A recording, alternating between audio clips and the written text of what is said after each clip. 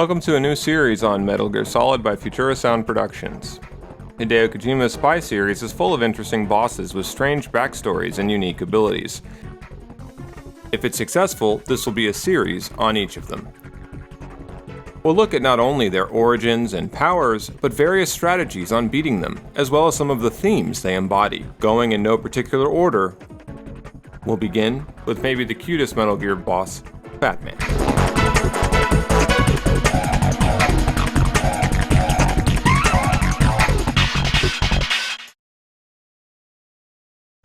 Can you hear it? Hear this rhythm? It's the rhythm of time and life. Fatman was born the son of a horologist, or clockmaker. In the Western dub, Fatman has the distinct accent of a native New Yorker. His parents were presumably both working class, because Fatman, not unlike series creator and director Hideo Kojima, as well as myself, grew up as a latchkey kid, spending, in other words, long hours by himself while his parents worked. The young Fatman spent these lonely hours around his father's store, where he inherited some of Fatman Sr.'s proclivity towards clocks. A quick study, Fatman soon became a fledgling engineer, and he came of age as the internet was too. The combination of his interests in mechanics and clocks led Fatman, maybe out of boredom, maybe out of a latent desire for thrills and attention, to become also interested in explosives. It was at age 10, Fatman downloaded a manual from the internet that would alter the course of his life forever. It was a rough manual for a makeshift atomic bomb, and eventually he even completed one. This gained Fatman his first taste of fame over his teenage years, and he loved it. Soon he gained his moniker, Fatman, after the first atom bomb dropped in history. The Fatman nuke, in turn, had been named due to its fat and round implosion-type design, after a character from a famous film noir from 1941, The Maltese Falcon. As an adult, Fatman joined the prestigious program at the Naval School Explosive Ordnance Disposal in Indian Head, Maryland, but this was only after some years spent as a troubled youth, when, despite his considerable abilities, Fatman failed to win many actual friends. His future attention-seeking and reckless tendencies showed themselves early as Fatman, growing more and more disaffected, in his adolescence, pulled stunts like bringing a gun to school. The Indian Head Naval Surface Warfare Center is the U.S. Navy's leading technical authority in the field of energetics. Located along the Potomac, the river made famous by the American Revolution, the Naval Surface Warfare Center, as a major site for manufacturing munitions chemicals, has actually severely polluted its surrounding bodies of water, not to mention its nearby soil and groundwater. This is an interesting connection given the setting of MGS2. That has to do with the generations of explosive and chemically reactive hazardous wastes produced there. Perhaps one such case of a reactive and explosive hazardous waste was Fatman himself. Because although he entered the Navy's proving grounds and bomb disposal school a gifted and promising student, by the end of Fatman's time there, he would himself become something of a ticking time bomb.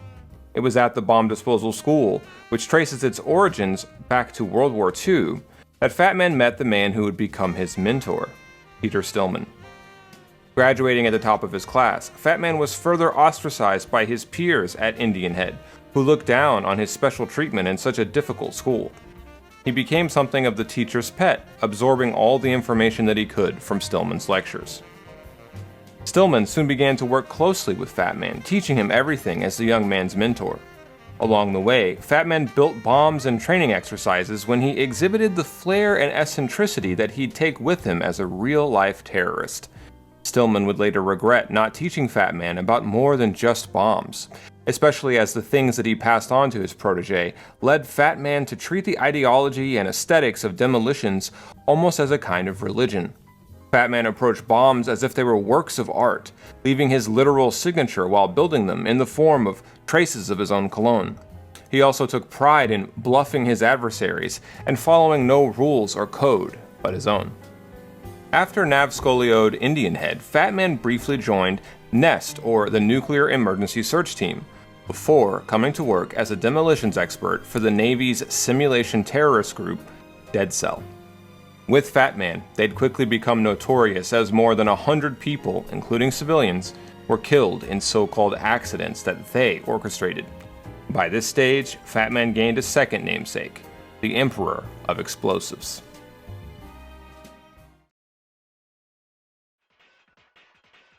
In Fatman's boss fight, he's wearing a blast suit with a shielding collar. The fight consists of Fatman rollerblading around the heliport, alternating between planting C4s you have to defuse and attacking you with his Glock 18 machine pistol.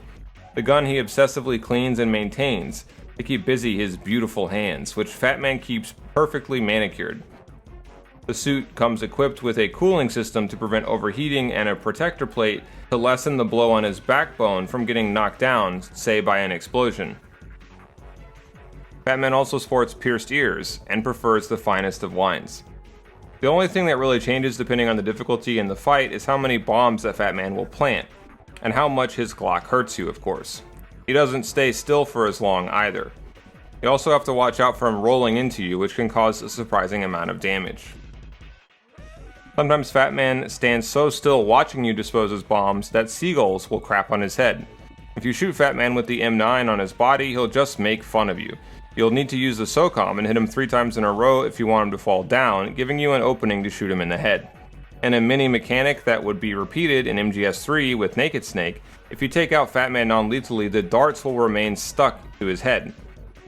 Speaking of, there's something of a resemblance between Fatman's veiny egg head and that of the MIST unit of the skulls. You can try to prevent Fatman from placing bombs entirely by fighting, but it takes claymores and a ton of patience. And if you're going for non-lethal on hard or extreme, or of course European extreme, you have to make every M9 shot count. But fortunately, you can defuse bombs before the countdown starts. However, by doing so, it's a trade-off with not being able to track Fatman and watch exactly where his other bombs are being placed. But on harder difficulties, you'll want to defeat him as fast as possible, or else it's incredibly easy to just get overwhelmed by his many bombs. Fatman will actually guard some bombs. It's a good idea to lay traps after knocking him down while you're still working on defusing them, because he'll try to skate back around. Also keep in mind you don't have to freeze a C4 all in one go. You can sort of multitask, but only if you use your time extremely wisely. You can also trip Fatman by targeting his skates, which is easier and less ammo draining than shooting him 3 times with the SOCOM. Even better, you can accomplish this using just the M9. Fatman is fast on his skates, but you can keep up with him a little by using Raiden's somersault. If you're very close by, he won't put down a bomb at all, so you can delay the return of the disarmament phase a little, though this is hard to time correctly. Fatman also occasionally trips on his own, so try to exploit this whenever you can. As the fight wears on, he'll start putting down more bombs and in harder to reach areas. If you can't get him in the skates fast enough, keep in mind you don't need to connect all 3 unarmed attacks. Just Raiden's kick alone is enough to bowl the big boy over. And if you use the SOCOM to knock him over, holding L1 for running and gunning is essential. And if you put down claymores, use the mine detector so you don't accidentally trigger your own trap.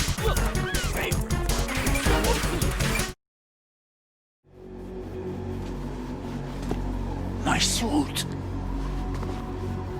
Oh no. I've nothing to wear to the party. The party's over for you. That's what you think. What do you mean?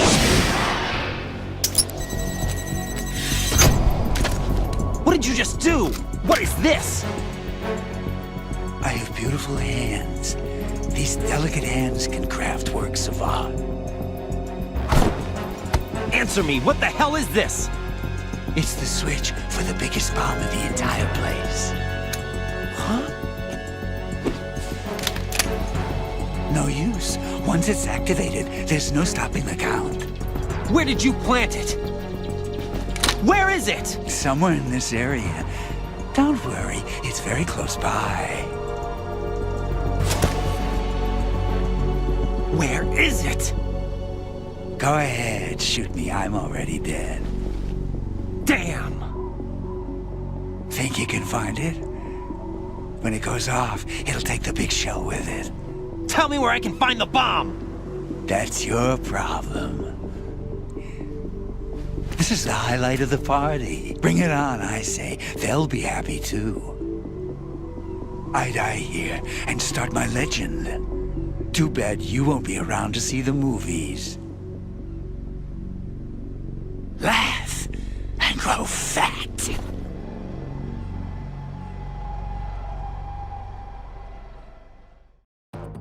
Well, that's it for this entry. Should this video get enough views and likes, we'll continue with many more bosses from MGS. Until next time, boss.